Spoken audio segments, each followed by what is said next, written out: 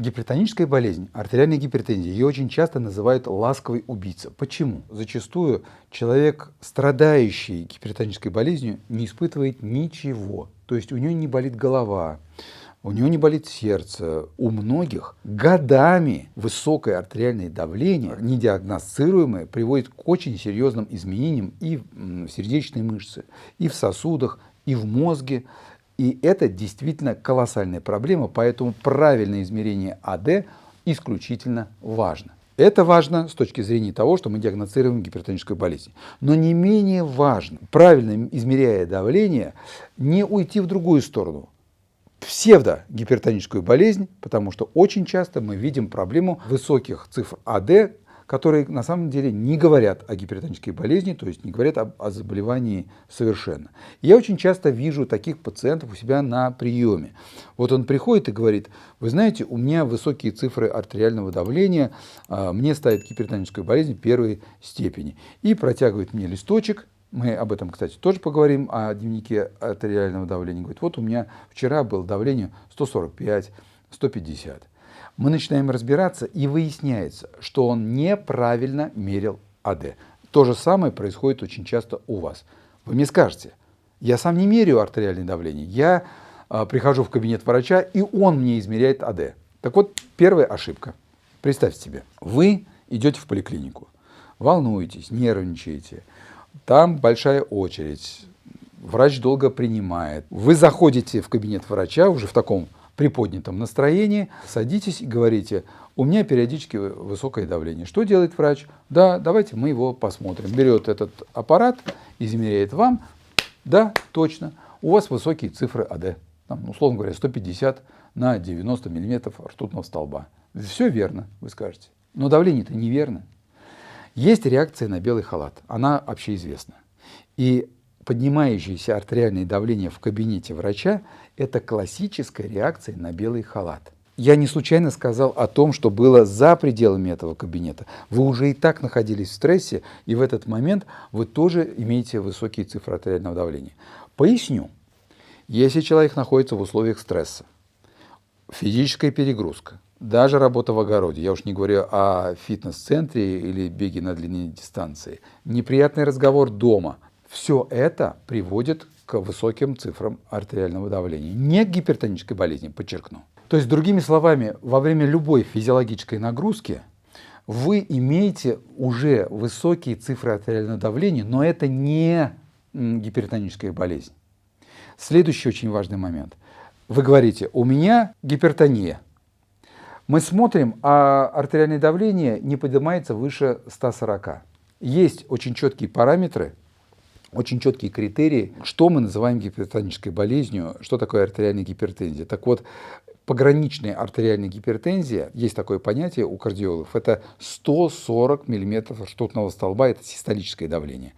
Выше него это уже артериальная гипертензия, там, первой, второй степени и так далее. Вот до этих пределов это нормальные цифры артериального давления.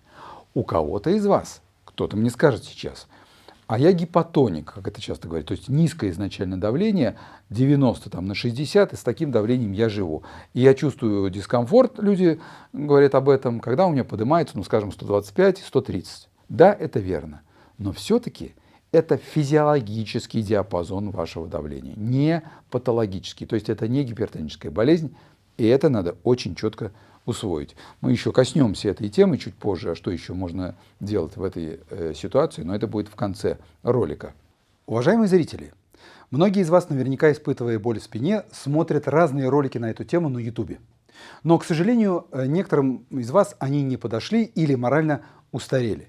У меня есть отдельный комплекс, когда все отдельные упражнения собраны в единую систему. Мой комплекс упражнений для преодоления боли в спине, в плече разработан на основе долголетнего, многолетнего опыта и помог сотням пациентов. Попробуйте его. Выполнять эти упражнения надо постоянно, на регулярной основе, и вы избавитесь от боли. Итак, первая проблема, с которой мы столкнулись – измерение артериального давления в кабинете. Вы скажете: ну мы же приходим к врачу, что нам делать, как быть? И вот тут я хочу сказать о следующем. Как дома вы измеряете часто артериальное давление? Ведь у многих из вас и не только людей пенсионного возраста, есть тонометр. Это, кстати, совершенно нормальная практика, что в домашней аптечке, кроме термометра, лежал и тонометр тоже. Так вот, очень часто, кстати, многие из вас, я это видел уже в интернете и в роликах YouTube, начинают вот этот спор и спорите, какой тонометр лучше, какой хуже. Вот взять электронный тонометр, на руку тонометр или старый аппарат Rivarocci, такой ртутный, знаете, открывается такая пластиковая коробочка и меряют там ручное нагнетание давления. Так вот, я скажу так, какой бы вы тонометр ни выбрали, главное не допускать грубых, серьезных ошибок, которые происходят практически каждый раз у многих наших пациентов, и не только пациенты их допускают, но и врачи. Измерение артериального давления в одежде. Вот если я сейчас начну мерить давление в халате или в рубашке, это будут неправильные цифры артериального давления. То есть, другими словами, человек должен быть раздет или обнажена у него вот эта часть, на которую накладывается манжет. О манжете. Давайте на нее посмотрим.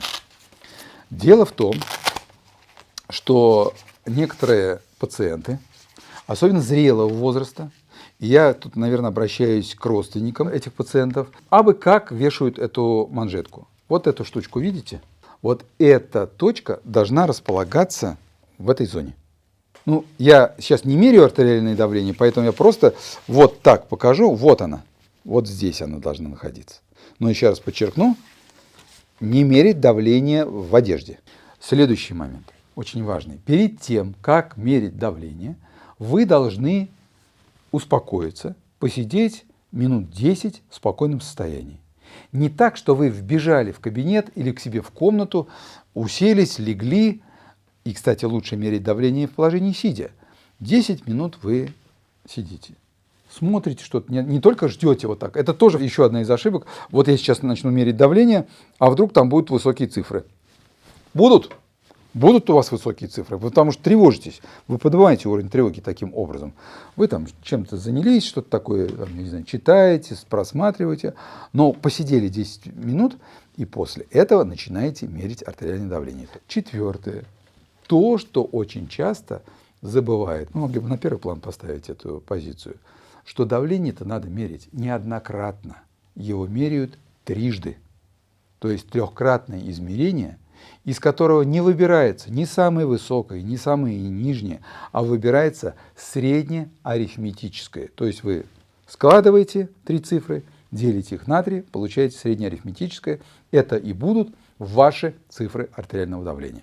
Кто-то из вас скажет, если особенно кто-то был в кабинете профессора, в научном каком-то центре, и кто-то даже может сказать, что, а вы знаете, а мне мерили давление и лежа, и сидя, и стоя.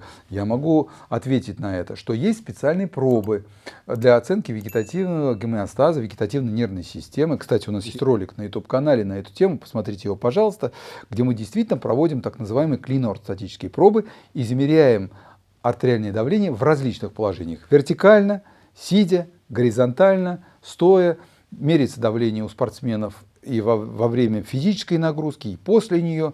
Но мы с вами говорим об обычной, так скажем, обычной ситуации обычного человека. Итак, вы померили давление. Что дальше делать? Ну, я сразу хочу сказать, что не надо это делать ежеминутно, ежечасно. Лучше всего, что вы берете цифру, скажем, утреннюю и вечернюю. И теперь очень важный момент. Все, что вы делаете, вы фиксируете в дневнике артериального давления. Могу отметить, что мне очень нравится, когда ко мне приходит пациент, и он приносит мне результаты этих измерений. В тетрадочке записанной. А сейчас, вот я вам могу сказать, открываю телефон и вижу в приложении несколько самых разных приложений. BPF Diary, Cardio Journal и так далее, то есть Blood Pressure. То есть я навскидку взял несколько приложений, которые вы можете скачать себе на телефон и заводить тихонечко туда ваши цифры артериального давления. Они будут всегда под рукой у вас, у вашего близкого. Вы можете это переслать кому угодно, родственнику, врачу.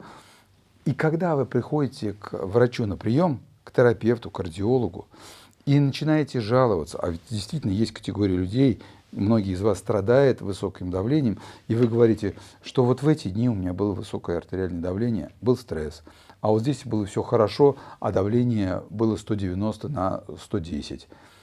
И врач берет в руки истинные цифры вашего давления. Он смотрит, что в течение 2 месяцев было вот так. Дальше он назначает соответствующую терапию и опять смотрит ваше артериальное давление. Есть, кстати, метод СМАТ, суточный мониторинг артериального давления, когда вам на сутки вешают вот эту вот манжетку, и вы ходите с ней. Но вы же можете это делать и в домашних условиях. Да, для этого вам надо присесть утром, вечером, потратите время, но это будут истинные цифры. Теперь следующий момент. Для чего мы это делаем? Мы что, получили вот цифры ради интереса истинного давления? Нет. Это динамика вашего лечения. Терапевт, кардиолог подбирает соответствующую терапию, которая снижает цифры артериального давления. Это профилактика многих заболеваний, да, инфаркта и инсульта. Мы все знаем об этих заболеваниях. Кстати, некоторые из вас не догадываются, что гипертоническая болезнь сильно бьет по мозгу. Я почему начал об этом разговор-то сейчас?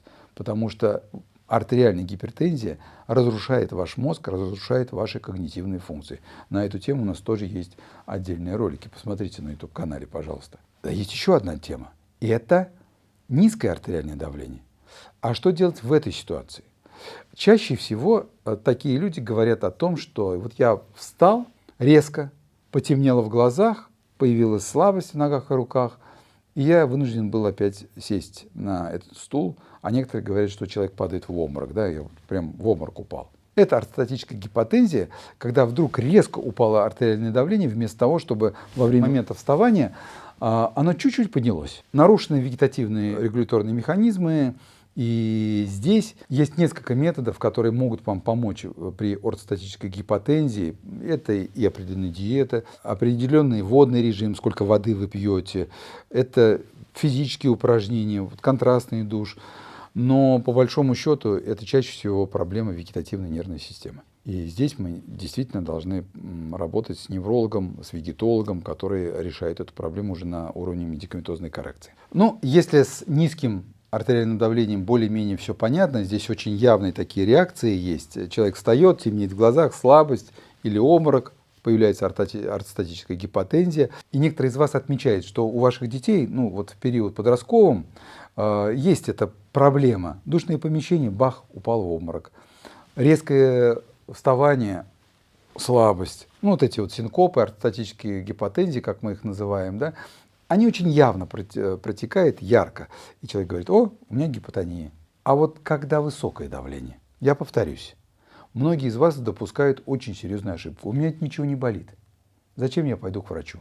Если вы увидели в своем дневнике или на экране тонометра высокие цифры артериального давления, то здесь, ну не то что забить тревогу, если это постоянно в дневнике вашего артериальное давление фиксируется в течение недели, 2, месяца, терапевт, кардиолог – это тот человек, который будет помогать коррегировать артериальное давление, артериальную гипертензию. Там много подходов, и есть разные терапевтические подходы. 1 препарат, 2, 3 препарата назначаются.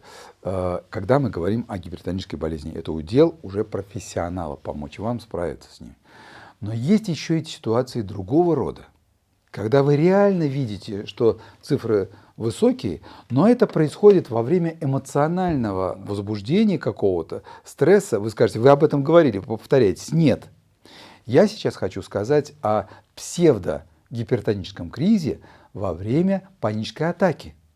Вот уж тут притча во языцах, когда мы видим, как взлетает артериальное давление до 170, 180, и также быстро, резко оно падает. Внимание, когда вдруг пациент выпил таблетку, ну, чего-нибудь успокаивающего. Или он говорит: я выпил таблетку под язык, там Капотен закинул, и, о чудо, через 2 минуты после того, как я принял препарат, мне стало легче. Так вот, чаще всего у людей с паническими атаками это ведь не гипертонический криз. Это реакция вашего организма на тревожное расстройство, на паническую атаку. Во время нее действительно мы наблюдаем резкий подъем артериального давления. И еще, внимание, если вот вы выпили таблетку гипотензивного средства, которое помогает снять давление, и говорите: мне через 5 минут стало легче. Так вот, это не таблетка помогла. Таблетка начинает работать минут через 15. Только внутривенный укол действует мгновенно. А внутримышечный укол тоже минут через 10-15 начинает работать. Это наука. Тут с фактами не поспоришь. Поэтому, прежде чем вызывать скорую помощь, бить во все колокола, ну подождите несколько минут, 10-15 минут, подождите и померите потом давление. Не только не надо делать вот этого, что очень часто, каждые 5 минут. Чух-чух-чух-чух. Ой, оно высокое, оно высокое, высокое. Да нет, это не так. 15 минут и потом давление померили. Успокойтесь. Выпейте какой-то седативный препарат, самый простой, капельки какие-то, и увидите, что, возможно, цифры уже выровняются. А теперь о самом главном, что я говорил в начале. Мы меряем артериальное давление у моего коллеги, и делать мы должны это правильно. Он посидел минут 10-15, пока вот он слушал нас, разглядывал аудиторию, и теперь после этих 10-15 минут в положении сидя, в удобном положении, мы берем тонометр. Запомните, пожалуйста, вот эту меточку. Вот его голая рука, еще очень важный момент, да, вот надеваем ее. Сейчас мы вам будем мерить давление. Вы спокойны, вы не волнуетесь, да, вот я сейчас так вот зажал, все. Ну, чтобы избежать подобных телодвижений неловких, вы можете, есть наручные тонометры. Главное, хоть ртутный, старый, там, 20 века тонометр возьмите. Делайте это правильно. Так, посидели, все. Сидим, нажимаем кнопочку. Делаем это трижды. Измеряем среднее арифметическое. Записываем в дневник артериального давления. И тогда мы получаем правильные цифры артериального давления. Сейчас будем сидеть, смотреть. Он не видит. И это тоже, кстати, важно, чтобы он не смотрел, наш пациент, на бегающие циферки на экране этого тонометра. Просто он думает о хорошем.